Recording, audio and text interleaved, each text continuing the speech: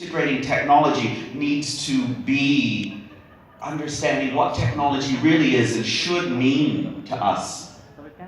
I'm going to skip through this a little bit, but some good research to read if you really want to. This idea of digital visitors and residents, which is kind of replacing the idea of the digital natives versus the digital immigrants, which I think is a wonderful, you can find it online, White and Corney from 2011, really talks about technology, especially internet, digital integration, being more about place and how we view it than your proficiency about it.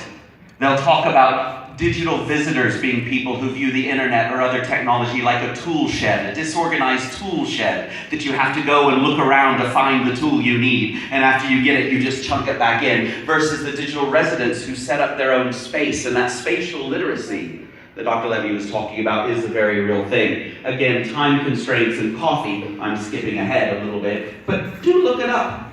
It's interesting.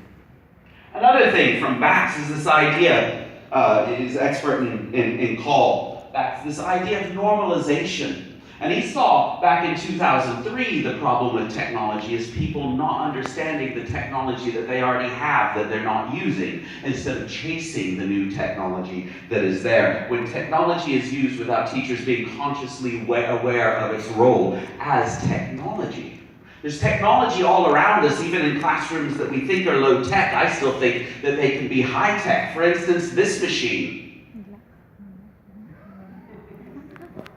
is not one that we would frequently think of as technology. We would think it's normal. When you think of the high tech classroom, you don't think of the CD player. But again, I am very old. And I remember the revolution that this gave us in the classroom. There are two types of teachers in this room today. There are those that do and those that do not understand the intricate relationship between these two objects.